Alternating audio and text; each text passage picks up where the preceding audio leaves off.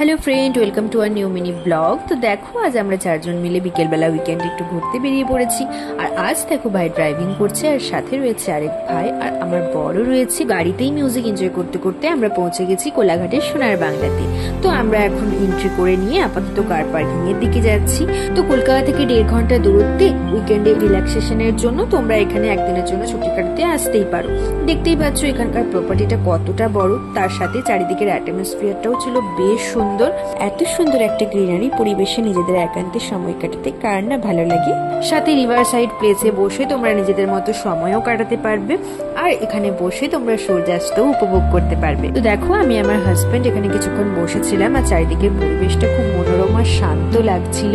তো এখানে কিছুক্ষণ সময় কাটিয়ে নেওয়ার পর আমরা চলে গিয়েছিলাম এখানকার রিপলস ক্যাফেতে। এটা ছিল ইনহাউস বার অ্যান্ড রেস্টুরেন্ট, যেখানে তোমরা গুড ফুডের সাথে গুড মিউজিকও এনজয় করতে পারবে।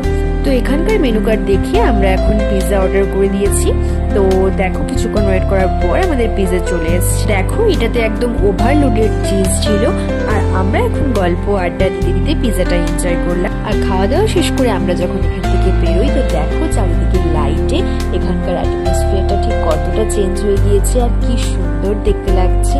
এত সুন্দর পরিবেশে আজকের সন্ধ্যাটা আমাদের কিন্তু বেশ ভালোই কাটলো। চলো আমরা এখন বাড়ির দিকে রওনা দিয়ে ফেলি। তো আজকের মতো ব্লগটা এখানেই শেষ করছি। Tata, good night.